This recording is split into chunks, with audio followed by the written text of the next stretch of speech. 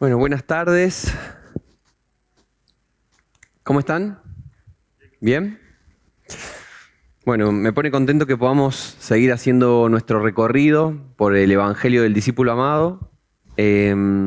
Y para quienes quizás no estuvieron o quizás si ya durmieron una siesta y se olvidaron, esta mañana hicimos un pantallazo por los primeros 18 versículos del capítulo 1 del Evangelio de Juan. Son lo que se conoce como el prólogo y nos presentan a un personaje llamado el Logos.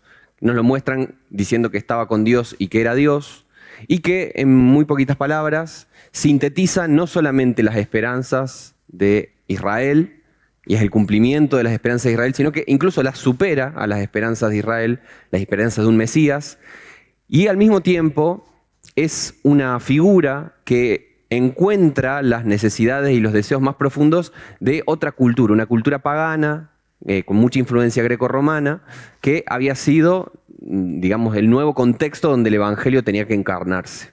¿Sí? Nos presenta este personaje y vamos, en la charla que vamos a compartir hoy, vamos a meternos ya concretamente dentro de nuestra primera interacción con este personaje, y que sucede en el capítulo 2, en las bodas de Caná. Estamos en este deseo de intentar conocer a Jesús y cómo fue y de qué manera nosotros podemos seguir adorándolo, viviendo nuestras vidas, orbitando dentro de su persona. Y si el prólogo del Evangelio de Juan nos mostró una de las cimas intelectuales del Nuevo Testamento, de todo el Nuevo Testamento, de hecho es un pasaje fundamental en la historia de la teología cristiana, y fue clave en la lucha contra la herejía arriana, por ejemplo, este pasaje acerca del logos, del verbo. Ahora vamos a descubrir a Cristo en una escena construida con muchísima maestría narrativa. El prólogo nos lo presenta desde los conceptos, y acá vamos a conocer a este Jesús de Nazaret a partir de una historia. Y estamos en presencia de un relato, no sé si tenemos imágenes. Estamos en presencia de un relato donde cada cosa está pensada hasta en los más mínimos detalles. Y la idea de todo esto es, como dijimos hoy, que nosotros podamos creer que Cristo es el Hijo de Dios y que creyendo en Él podamos tener vida en su nombre. Este texto también va a invitarnos a la adoración, al reconocimiento de Cristo. Y concretamente es la historia del día en el que Jesús mostró su gloria. Un día en el cual convirtió agua en vino en unas bodas que sucedieron en Caná de Galilea. Es muy importante este pasaje dentro de la estructura del cuarto evangelio. Quiero que lo visualicemos. Si tienen por ahí su Biblia, como para ir viendo más o menos cómo va avanzando. Los primeros 18 versículos del capítulo 1 es el prólogo que estudiamos hoy. ¿Sí? Nos hace esta presentación intelectual, conceptual, podríamos decir, acerca de Cristo como el Logos. Inmediatamente después empieza a hablar Juan el Bautista. Y Juan el Bautista habla de que este es el Cordero de Dios que quita el pecado del mundo, y habla acerca de Jesús. Hay unos discípulos de Juan el Bautista que escuchan todo lo que dice y que se lo señalan. Ese que va ahí es el Cordero. Estos discípulos van y empiezan a seguir a Jesús. Se encuentran por primera vez con Él, y en este primer encuentro quedan fascinados con Jesús y empiezan a seguirlo. Vamos a la siguiente. Imagínense un poquito como si fuera una película, ¿no? Como si fuera una película donde el narrador de esta historia, tenemos una voz en off. El prólogo es la voz en off, que nos está contando. Te voy a contar una historia increíble, es maravillosa. El personaje de esta historia, no te lo vas a poder creer, es fascinante. Es una cosa de locos. Inmediatamente después empieza el origin story del protagonista, ¿no? La historia de los orígenes. De acá viene. Y acá aparece Juan el Bautista que dice, sí, yo les vengo a contar, este personaje es fascinante. Después aparecen los discípulos, que se encuentran con el personaje y tienen una experiencia transformadora y empiezan a seguirlo. Después de estas tres cosas, es exactamente la historia que vamos a ver nosotros. Toda esta gran presentación con bombos y platillos, todo el capítulo 1 del Evangelio de Juan empieza a crear la expectativa. Se viene una gran revelación, presta muchísima atención, e inmediatamente después de haber preparado el escenario, aparece el protagonista. Las expectativas ya están altísimas, y a continuación viene las bodas de Caná. Por eso tiene un lugar muy importante en la estructura narrativa del Evangelio, porque es básicamente, después de haber creado la expectativa, finalmente aparece el personaje en escena. Y, interesantemente, las bodas de Caná van a cumplir con la expectativa y van a ser también un preanuncio de todo el resto de cosas que van a pasar en el Evangelio. Los temas, símbolos, muchas de las palabras que se usan, todo en este texto está puesto con mucha maestría, anticipando lo que sería el resto del Evangelio. Y vieron que generalmente se dice que el Evangelio de Juan es el Evangelio espiritual. Ese es el título con el que generalmente se lo conoce. Y se dice que en las representaciones iconográficas, el evangelista Juan está retratado como si fuera un águila. Porque es la idea de que tiene como una perspectiva diferente de Jesús, como que mira las cosas desde arriba, podríamos decir, porque nos presenta el mensaje de Jesús, el Evangelio, desde una perspectiva más simbólica y más teológica también, que es la que pueden tener los sinópticos, Mateo, Marcos y Lucas. Esa visión espiritual, como si fuera de un águila, es un poquito lo que nos vamos a encontrar en este relato de las bodas de Caná. Generalmente en nuestra cultura contemporánea estamos bastante acostumbrados a entender que las cosas se entienden a través de conceptos. Es decir, la mejor forma de comprender algo es encontrando cuáles son las reglas, los consejos, las leyes que existen detrás de algo. Obviamente estamos muy marcados por el paradigma racionalista de la modernidad, que nos ha enseñado que esa es la verdadera forma de comprender y entender algo, ¿no? Sin embargo, otra forma de entender algún aspecto o los mismos principios de algo sería presentar una historia, contar una historia, ¿no? Imagínense si yo quisiera decirles a ustedes cómo se tiene que criar a sus hijos, cosa que jamás haría. Quizás la forma más natural para nuestra cultura sería decir, bueno, les voy a contar las 10 reglas de cómo ser padre, cómo ser madre. 10 reglas. Estos son los consejos de alimentación preferidos por los psicólogos y los psiquiatras y los nutricionistas. Estas son las leyes universales de la pedagogía. Así generalmente entendemos en nuestra cultura occidental. También podría contarles la historia de una familia.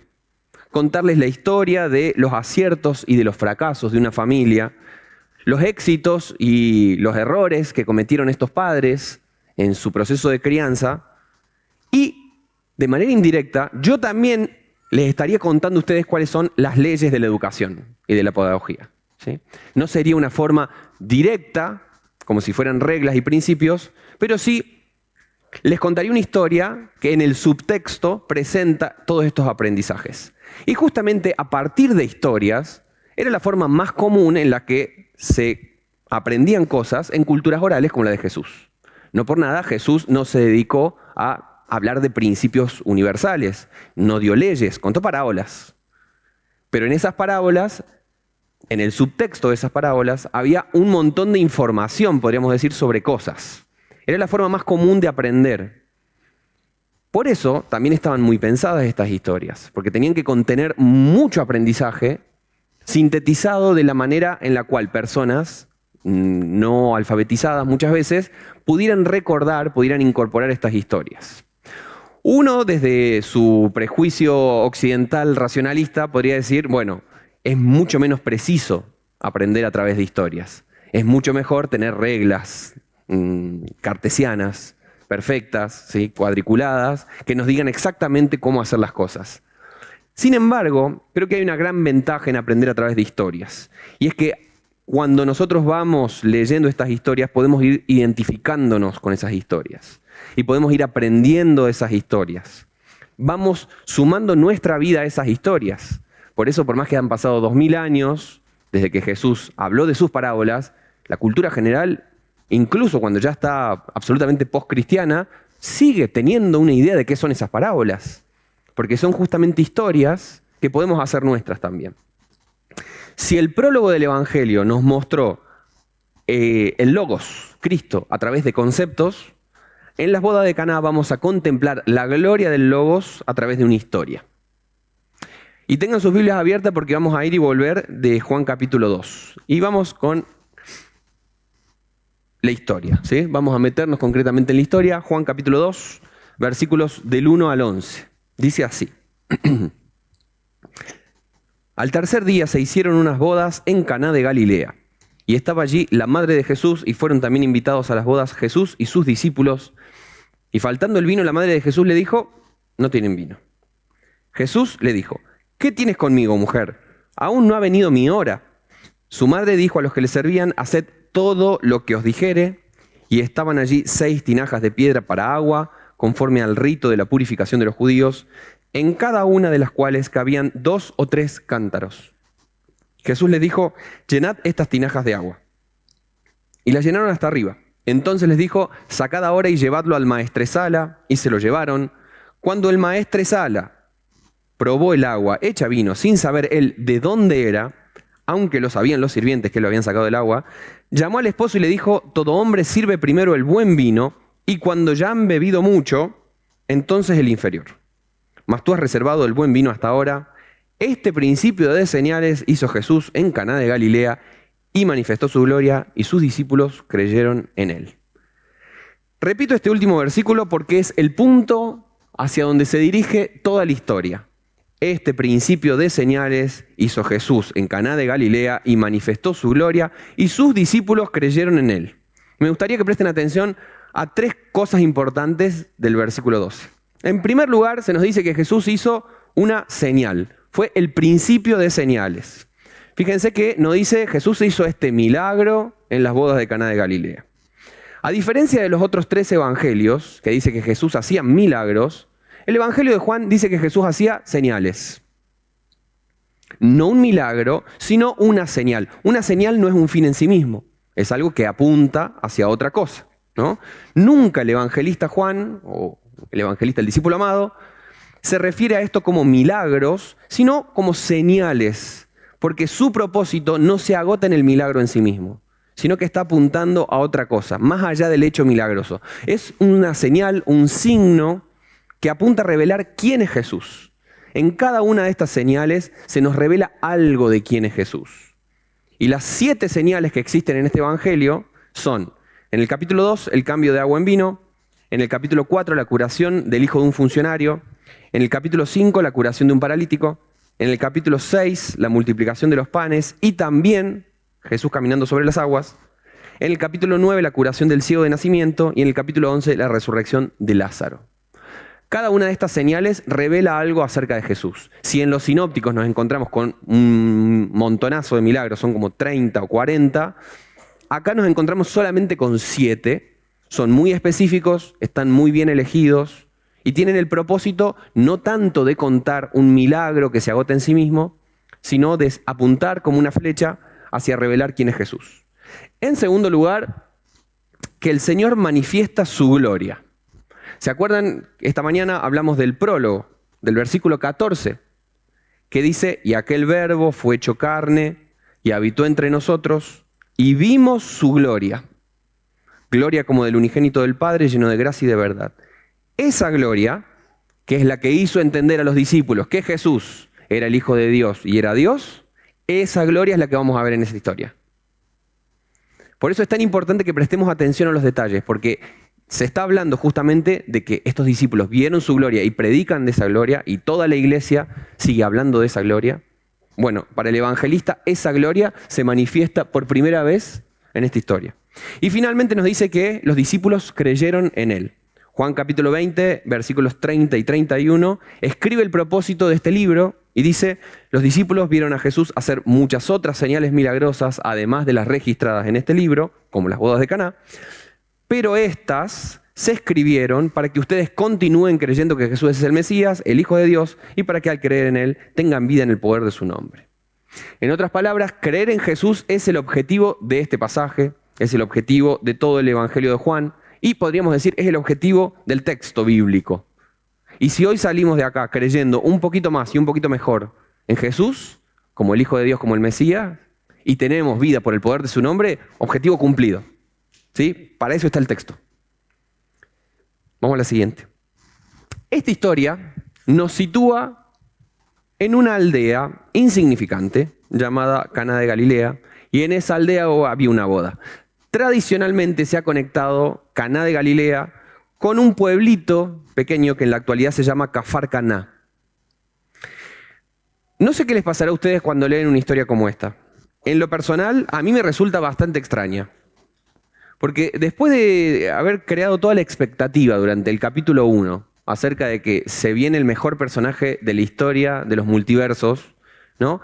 A primera vista, esta narración no termina de resolver algo tan importante, ¿no?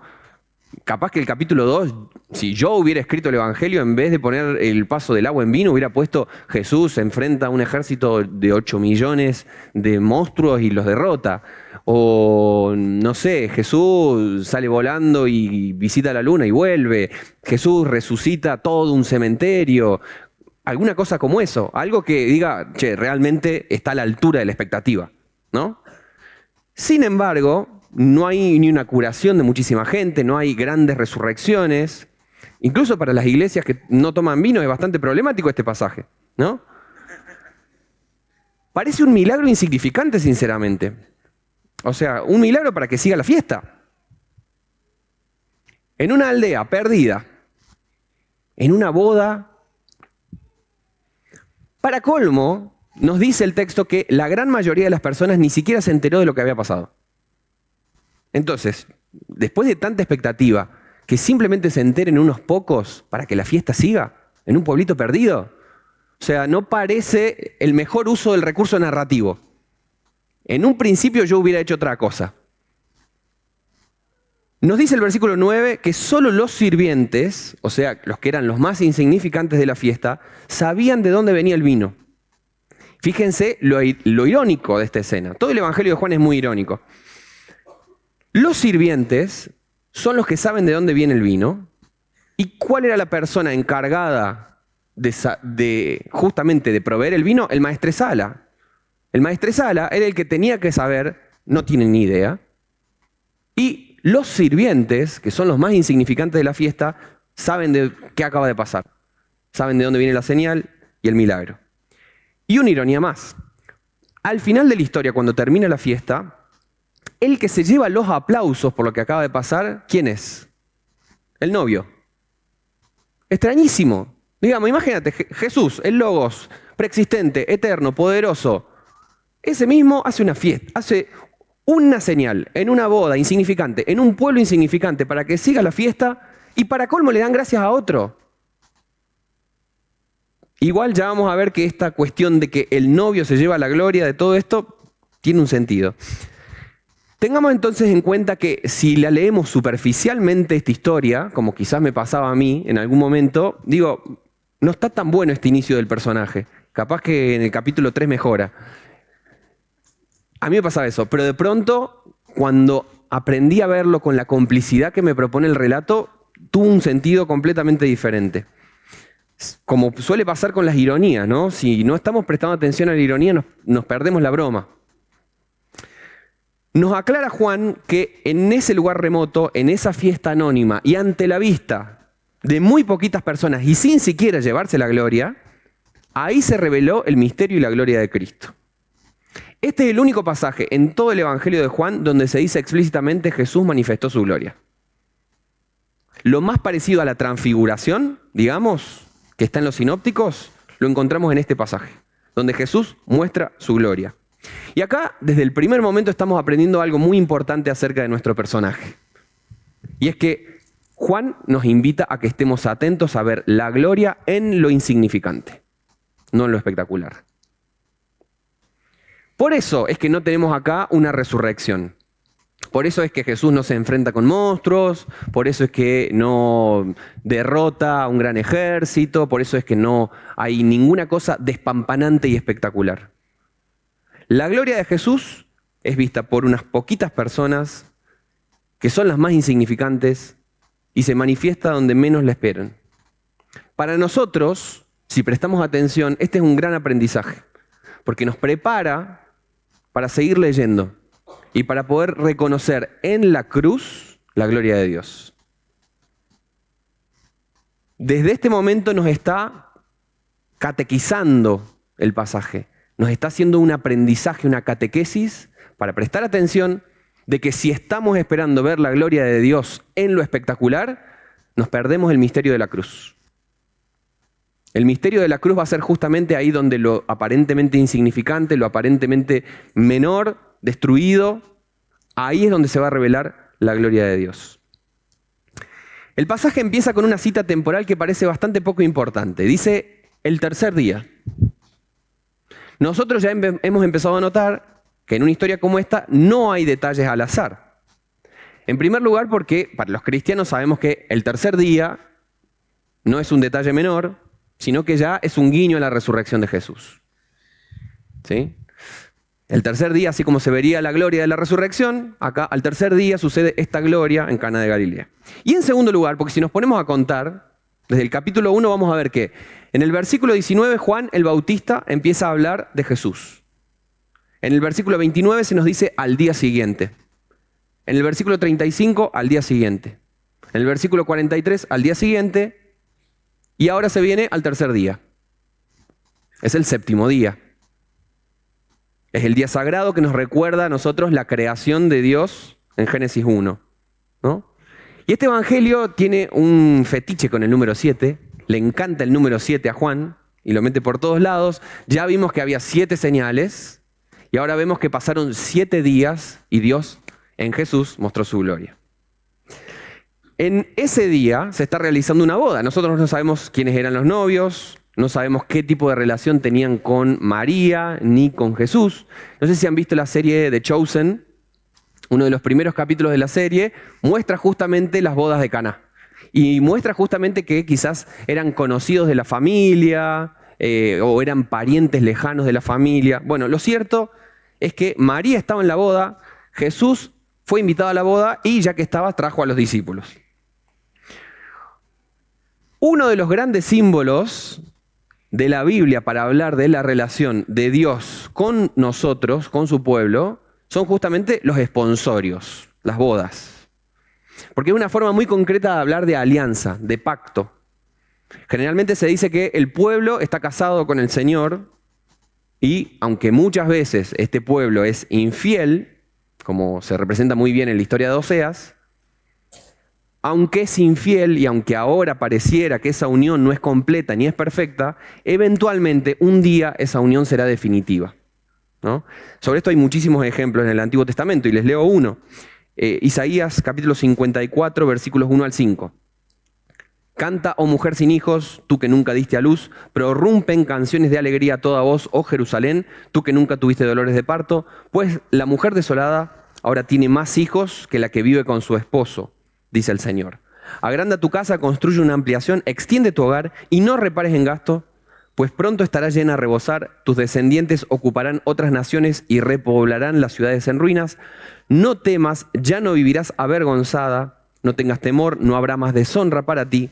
Ya no recordarás la vergüenza de tu juventud ni las tristezas de tu viudez, pues tu Creador será tu marido. El Señor de los ejércitos celestiales es su nombre, Él es tu Redentor, el Santo de Israel, el Dios de toda la tierra. Ese acercamiento a entender qué es lo que está pasando entre nosotros y Dios, las bodas, aparece también en el Nuevo Testamento. En el Nuevo Testamento generalmente se habla acerca de las bodas del Cordero con su iglesia. El sentido es el mismo, ¿no? Por ejemplo, leo Apocalipsis capítulo 19, versículos 7 y 8. Alegrémonos y llenémonos de gozo y démosle honor a Él, porque el tiempo ha llegado para la boda del Cordero y su novia se ha preparado. A ella se le ha concedido vestirse de lino blanco y puro de la más alta calidad, pues el lino de la más alta calidad representa las buenas acciones del pueblo santo de Dios. Fíjense que acá tenemos la metáfora de la boda, nos habla de que hay una unión, pero constantemente el texto bíblico nos dice esta unión le falta algo, todavía no cierra y siempre apunta a una dimensión escatológica. Va a haber un día en el cual esta unión va a ser perfecta. Esta boda ya no va a tener traiciones, ¿no? Ya no va a hacer falta que Dios vaya a buscar a su pueblo porque van a vivir eternamente juntos. Está esta expectativa. A continuación encontramos esta conversación bastante extraña entre Jesús y su madre. Dice así: y faltando el vino, la madre de Jesús le dijo, no tienen vino. Jesús le dijo, ¿qué tienes conmigo, mujer? Aún no ha venido mi hora. Su madre dijo a los que servían, haced todo lo que os dijere. No sé ustedes, pero a mí después de leer esta conversación rarísima, me quedan muchas preguntas ¿Qué jugaba María en todo esto? ¿Sabía María qué estaba por pasar? María lo venía presionando desde que tenía 14 años. Che, dale ahora. Dale que los romanos, o sea, no paran. Es un buen momento ahora. Y Jesús le decía, basta mamá, o sea, para un poco. ¿Será que había pasado eso? ¿Será que María decía, che, nos quedamos sin vino en la casa, cuando estaban en la casa? ¿Podrías adelantar un poquito alguno de los milagros que vas a hacer después? ¿Por qué no haces el que ya hiciste en casa un día? ¿Será que había este tipo de relación? ¿Le estaba reclamando algo a María, a Jesús? ¿Le estaba metiendo presión para que hiciera el milagro? ¿Por qué Jesús le responde, ¿qué tienes conmigo, mujer? ¿Es un tono duro? ¿La está reprochando? ¿Se está separando de ella? Y lo más raro de todo es que María le dice, por favor, hace esto. Jesús le dice, no lo voy a hacer, todavía no llegó mi tiempo, e inmediatamente después lo hace. Eso es lo más raro de todo. Puede ser el poder persuasivo de las madres. Esto también puede pasar.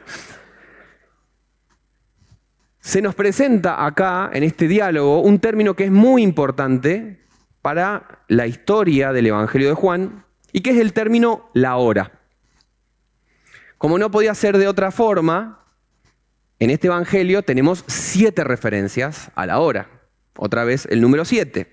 Y vale la pena leerlas a todas. Capítulo 7, versículo 30. Entonces procuraban prenderle, pero ninguno le echó mano porque aún no había llegado su hora. Capítulo 8, versículo 20. Nadie le prendió porque aún no había llegado su hora. Capítulo 12, versículo 23. Ha llegado la hora para que el Hijo del Hombre sea glorificado. Capítulo 12, versículo 27. Jesús dijo, ahora está turbada mi alma, ¿y qué diré? Padre, sálvame de esta hora, más para esto he llegado a esta hora. Capítulo 13, versículo 1. Antes de la fiesta de la Pascua, sabiendo Jesús que su hora había llegado para que pasase de este mundo al Padre, como había amado a los suyos como que estaban en el mundo, los amó hasta el fin. Capítulo 16, versículo 32. He aquí, la hora viene y ha venido ya, en que seréis esparcidos cada uno por su lado y me dejaréis solo, mas no estoy solo porque el Padre está conmigo. Y capítulo 17, versículo 1. Estas cosas habló Jesús y levantando los ojos al cielo dijo, Padre, la hora ha llegado. Glorifica a tu Hijo para que también tu Hijo te glorifique a ti. La hora es una expresión clave en el Evangelio de Juan. De hecho, los biblistas que analizan este libro, reconocen que está dividido en 2 partes. Tiene un prólogo, 2 partes y un epílogo. El prólogo es los primeros versículos que leímos, acerca del Logos. Después está el libro de las señales, donde Jesús hace 7 señales, la primera de las cuales es la de Caná. Después viene el libro de la hora y finalmente viene un pequeño epílogo al lado de la playa donde Jesús se vuelve a encontrar con sus discípulos. Entonces, el libro de las señales y el libro de la hora. La hora es un término importante porque es lo que se va preanunciando a lo largo de todo el Evangelio. Es un poco como decir la que se viene, la que está por pasar. Constantemente viene diciendo el evangelista, prepárate que esta historia tiene un remate, se llama la hora. Y nosotros podemos decir, ese es un momento horrible, porque es el momento de la muerte de Jesús, es un momento de dolor, es un momento de traiciones, de abandono, es un momento de sufrimiento. Sin embargo, también es el momento donde se revela la gloria de Dios. Entonces convive esa dualidad en la hora. Es el momento más triste de todo el relato, pero es también donde se revela el misterio, de donde entendemos completamente que Cristo es el Hijo de Dios. Es un poquito como cuando la Biblia habla acerca del día del Señor. Vieron que se habla del día del Señor, terrible, glorioso, espantoso. Es terrible y es espantoso, pero al mismo tiempo, para los que creemos en Dios, es un momento de gloria y de alegría, porque significa que las promesas de Dios se han cumplido. Entonces está un poco esa dualidad en el concepto de la hora. Jesús dice, aún no ha llegado mi hora, pero con este principio de señales que hace en Caná de Galilea, el reloj empieza a contar. Y este reloj va a llegar a su consumación en la Pascua. Sin embargo, la hora ya ha comenzado. Jesús hace esta señal de multiplicar el agua en vino y al hacerlo multiplica una cantidad absurda de vino. Se nos dice que eran 6 tinajas llenas hasta el tope. Estamos hablando aproximadamente de unos 600 litros de vino. ¡Hala! No hay forma de que en un pueblito insignificante, en una boda anónima, se tomara una cantidad tan absurda de vino. No hay forma. Nuevamente igual, esto no es un dato sin sentido, Porque también a lo largo del texto bíblico, el vino siempre es un símbolo de alegría, de plenitud, de prosperidad, de abundancia. Al igual que las bodas tienen una dimensión presente y también una dimensión futura, pasa algo similar con el vino. El vino también aparece en el texto bíblico como algo que en este presente puede significar alegría, plenitud y abundancia, pero que apunta también a una dimensión escatológica donde esa plenitud y esa abundancia será completa, será final. Les leo un ejemplo, Amós capítulo 9, versículos 13 al 15. Llegará el día, dice el Señor, en el que el grano y las uvas crecerán más rápido de lo que puedan ser cosechados. Entonces los viñedos en las terrazas de las colinas de Israel destilarán vino dulce. Traeré a mi pueblo Israel de su cautiverio en tierras lejanas, reedificarán sus ciudades que están en ruinas y nuevamente vivirán en ellas, plantarán viñedos y huertos, comerán sus cosechas y beberán su vino. Los plantaré firmemente allí en su propia tierra, nunca más serán desarraigados de la tierra que yo les di. ¿No? Fíjense cómo esta dimensión del vino de la alegría es como el anuncio de cómo será la alegría completa, pero también está la esperanza de que algún día esa alegría completa se realice. Entonces, tener al Mesías en una boda trayendo mucho vino, o sea, más claro que cumplimiento profético no viene. ¿Sí? Nos está diciendo a todas luces el texto, un poquito, un adelanto, así van a ser las bodas del Cordero. Está el Cordero, hay mucho vino y hay una boda. Y otra ironía muy interesante acerca de este relato es que nos dice que Jesús llega a la fiesta con sus discípulos que lo habían empezado a seguir muy poquito de tiempo antes. Eran los discípulos de Juan el Bautista, que, ojo, era conocido por ser una asceta, que no comía, que no tomaba vino. Entonces, estos discípulos dicen, ahí está el Cordero, lo empiezan a seguir y lo primero que Jesús hace es llevarlo a una fiesta donde hizo 600 litros de vino. Lo primero que Jesús hace, entonces, con estos discípulos de una asceta, es llevarlos a una fiesta.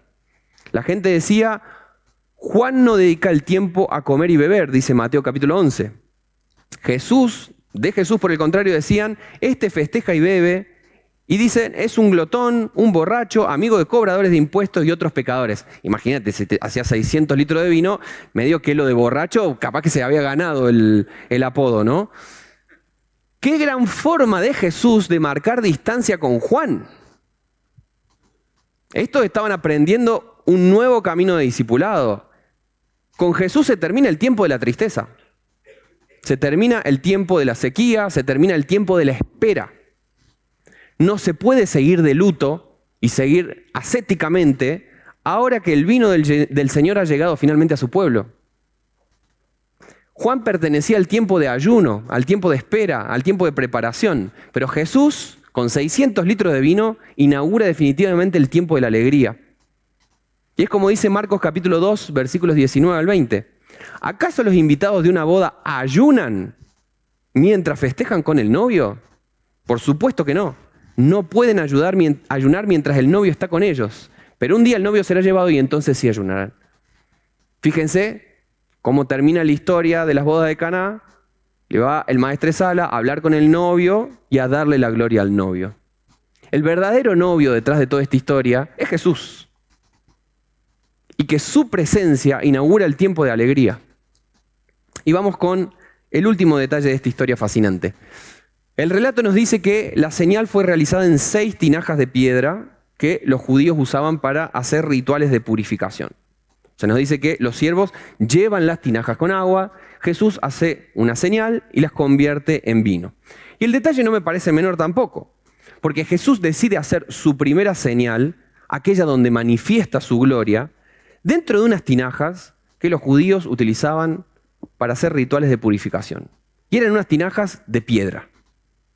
El Antiguo Testamento nos cuenta la historia de cómo Dios le dio a este pueblo una ley grabada en piedra y una serie de rituales y sacrificios para irse purificando de su pecado.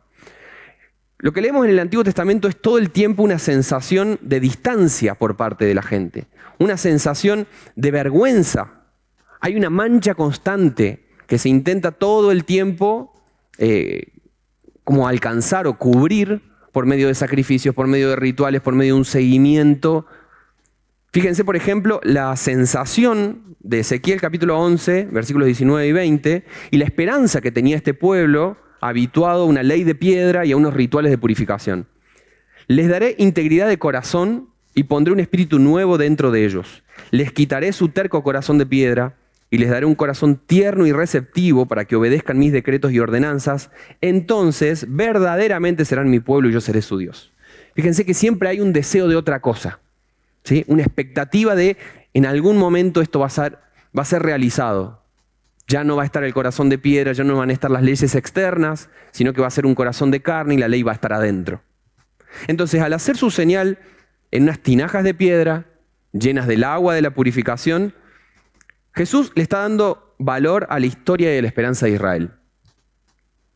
En cierto sentido, diríamos metafóricamente, si uno quiere probar el vino de Jesús, tiene que estar dispuesto a sacarlo de las tinajas de Israel.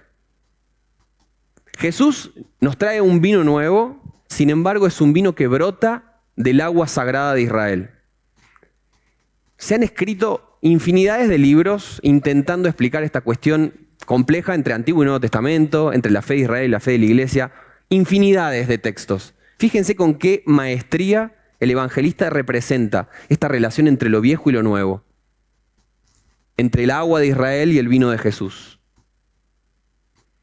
Ya les he mencionado varios ejemplos del número 7 en el cuarto evangelio, hay más todavía.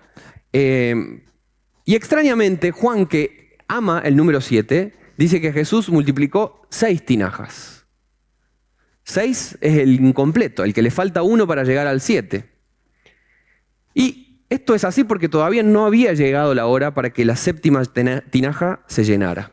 La séptima tinaja se iba a llenar por completo recién en la cruz del Calvario. Y hay un montón de elementos en esta historia de las bodas de Caná que apuntan ya a la cruz. Fíjense las similitudes. En ambas historias está presente la madre de Jesús, en las dos, que fuera de eso desaparece. Acá está pidiéndole ayuda a Jesús y en la cruz está a los pies de la cruz junto al discípulo amado. En ambas historias Jesús le dice a María, mujer. Acá le dice, ¿qué tienes conmigo, mujer? Y en la cruz le dice, mujer, he ahí tu hijo. En esta historia Jesús dice, aún no llegó mi hora. Y la cruz es justamente la hora. En ambas historias Jesús pide que le traigan agua. Acá porque va a ser la señal y en la cruz porque tiene sed. Y por supuesto lo que está de fondo es el contacto simbólico que existe entre el vino y la sangre, ¿no? La última tinaja de vino va a ser una tinaja de sangre, que es la sangre, la última, la que puede purificar completamente. En Caná el Señor había dado 600 litros de vino para la alegría de sus invitados, pero la última tinaja va a ser la que iba a entregar con su sangre para la salvación de la humanidad. Y como ya dijimos, esta historia sucede al tercer día. Ya está apuntando a la resurrección. Creo que por todos estos simbolismos que hay entre ambas historias, probablemente no podemos saber porque no nos dejó un manual para leer su evangelio, pero probablemente el evangelista está intentando contarnos que la séptima tinaja, la que falta para que todo sea perfecto, no es una tinaja de vino, sino una tinaja de sangre. Y es la tinaja que Jesús va a llenar al final de la historia. Todavía no llegó la hora. Ya empezó a correr el reloj, pero todavía no llegó la hora, que es la séptima tinaja de la purificación. La séptima, la que puede purificar perfectamente. Todas las otras, los rituales de purificación siempre dejaban la sensación de mancha. Pero un día iba a llegar la séptima tinaja, la que iba a purificar perfectamente. Y no por nada, el maestresala dice que el mejor vino es el que se guarda hasta el final. Y va a ser justamente al final de la historia donde nosotros vamos a recibir el vino, que es la sangre de Jesús, que es la séptima tinaja, la que es perfecta, con capacidad para purificar perfectamente los corazones. Reconstruir un poquito todos estos detalles de esta historia tan hermosa nos ayudan a nosotros a acercarnos, al menos en parte, al menos con cierto nivel de imaginación, a lo que debe haber sido la experiencia de los discípulos, siendo testigos de estas cosas, ¿no? Hacer la experiencia de este discípulo amado, como viendo a Jesús hacer estas cosas, haciendo conexiones en su mente y diciendo, wow, esto está pasando, esto de verdad se relaciona con esta otra cosa. ¿no? Cómo el Señor en una fiestita perdida, en una aldea insignificante, reveló su gloria. Y ojalá que nosotros también podamos, inspirados por estas historias, contemplar la belleza del Señor y percibir un poquito de esa gloria y también salir transformados en nuestro corazón, llenos de confianza y de fe en Jesús. Y me gustaría que hagamos una oración. Te pido, Señor, que esto que hemos compartido hoy y que nos postra delante de tu belleza, nos llena de conmoción al ver lo hermoso de tu evangelio y de tu sacrificio y de tu amor por nosotros, que esta contemplación nos lleve a vivir una vida como este discípulo amado siguiendo tus pisadas. Queremos ser estos discípulos, Señor, estas discípulas que te seguían. Queremos seguirte hoy también. Que nunca se aparte de nuestra vista esta sensación de majestad, de regocijo, que es contemplar tu gloria, y que nunca perdamos de vista dónde está tu gloria. No nos dejes perdernos, Señor, en fantasías, en ídolos, en ilusiones. Ayúdanos a ver tu gloria donde realmente se manifiesta, ahí donde este mundo no se le espera.